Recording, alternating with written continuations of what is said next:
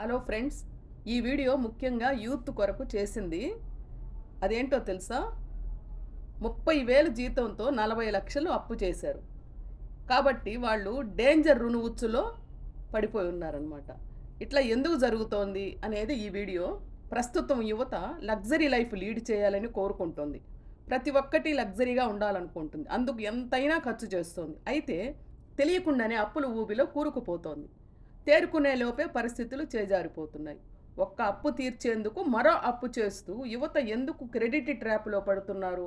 ప్రమాదకరమైనటువంటి క్రెడిట్ ట్రాప్లో ఉన్నామని తెలిసే సూచనలు ఏమిటి అనే వివరాలు నేను ఈ వీడియోలో మీకు చేస్తున్నాను.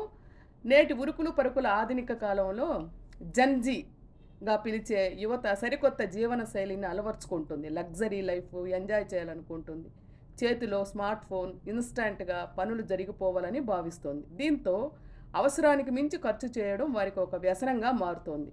కేవలం 30,000 జీతం ఉన్న యువత సైతం ₹1,00,000 లోన్లు తీసుకుని తెలియకుండానే అప్పుల ఊబిలో కూరుకుపోతున్నారు. తెలియకుండానే ఈ సమస్య చాలా చాలా చాప కింద నీరులా విస్తరిస్తోంది. ఆడంబరమైన జీవితం కోసం చేసే అప్పులు చివరికి తీర్చుకోలేని అప్పుల భారంలోకి నెట్టివేస్తున్నాయి. అసలు ఈ ప్రమాదకరమైన రుణ ఉచ్చులో యువత ఎలా పడుతోంది, దీని నుంచి ఎలా బయటపడాలి అనేదే ఈ యొక్క వీడియో. కళ్ళు తెరిపించేటటువంటి ఒక ఉదాహరణతో మీకు వివరిస్తాను. ఒక యువకుడు 30,000 జీతంతో ఉద్యోగం చేసేవాడు. మొదట ఒక క్రెడిట్ కార్డు తీసుకున్నాడు. ఆ తర్వాత కొత్త ఐఫోన్ కోసం ఈఎంఐ, వీకెండ్ పార్టీల కోసం పర్సనల్ లోన్లు తీసుకున్నాడు.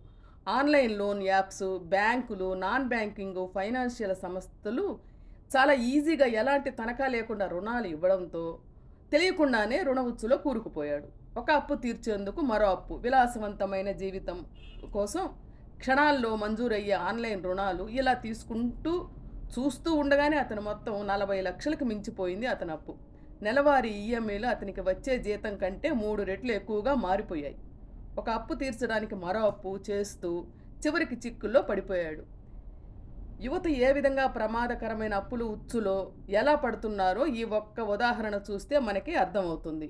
అసలు యువత ఎందుకు ఈ ఉచ్చులో పడుతున్నారంటే, ఇప్పుడు లోను రావడం నిమిషాల్లో జరిగిపోతోంది. కేవలం ఆధారు, పాన్ కార్డులు ఉంటే చాలు, మొబైల్ యాప్లు తక్షణమే డబ్బులు మన యొక్క ఖాతాల్లో జమ చేస్తూ ఉన్నాయి. దీంతో చాలామంది ఈ ఈజీ లోన్ కోసం ప్రయత్నిస్తున్నారు. అలాగే ఇతరుల కంటే తక్కువ కాకూడదనే ఫియర్ ఆఫ్ మిస్సింగ్ అవుట్ యువతను ఖరీదైన వస్తువుల కొనుగోలుకు ప్రేరేపిస్తోంది. ఇప్పుడు కొనండి, తర్వాత కట్టండి అనే ప్రచారం సైతం యువతకు అప్పు చేస్తున్నామనే స్పృహ కూడా లేకుండా చేస్తుంది. ఇలాంటి ఎన్నో అంశాలు తెలియకుండానే అప్పు అనే మత్తులో ముంచేస్తూ చివరికి ఆత్మహత్యలు చేసుకునే స్థాయికి తీసుకొస్తున్నాయి.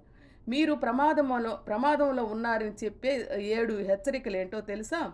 మీ ఆర్థిక పరిస్థితి చేజారిపోతోందని చెప్పడానికి ఈ 7 సంకేతాలే నిదర్శనంగా చెప్పవచ్చు. ఉదాహరణకు, నెల జీతం పడగానే క్రెడిట్ కార్డు బిల్లులు, ఈఎంఐలకే సరిపోతుంటే మీరు ప్రమాదంలో ఉన్నట్లే.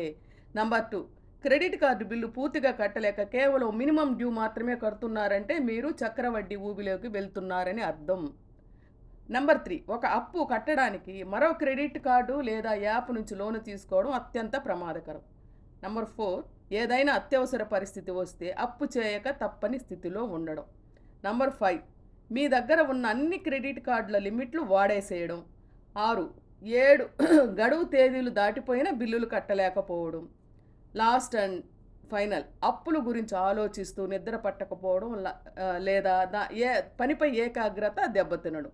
ఇవి మీకు డేంజర్ జోన్లోకి ఉన్నాయని సంకేతాలు ఇస్తుంటాయి.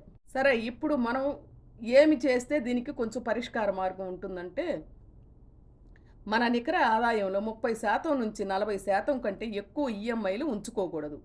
క్రెడిట్ కార్డులను కేవలం అత్యవసరాలకే ఉపయోగించుకోవాలి. అవసరాలు, కోరికలు మధ్య తేడాను గుర్తించగలగాలి. ఏది ముందు ఏది వెనక అని. ఇలా చేసినప్పుడే అప్పుల ఉచ్చు నుంచి బయటపడడం సాధ్యమవుతుంది. అప్పు అనేది 2 వైపులా పదును ఉండే కత్తి లాంటిది. దాన్ని జాగ్రత్తగా వాడితే అభివృద్ధికి తోడ్పడుతుంది, లేదంటే జీవితాన్ని చిన్నాభిన్నం చేస్తుంది. ఈ 30,000 జీతంతో 40 లక్షల అప్పు చేయడం అంటే ఆర్థిక ఆత్మహత్యతో సమానం. కాబట్టి ఆడంబరాలకు పోకుండా నేటి యువతకు ఇది ముఖ్యమైన అత్యవసరమైనటువంటి పరిష్కారం అన్నమాట. ఇదండి ఈ వీడియో. మీకు ఈ వీడియో దీంట్లో ఉండే కాన్సెప్ట్ నచ్చినట్లయితే లైక్ చేయండి, షేర్ చేయండి, సబ్స్క్రైబ్ చేయండి. Thank you for watching video.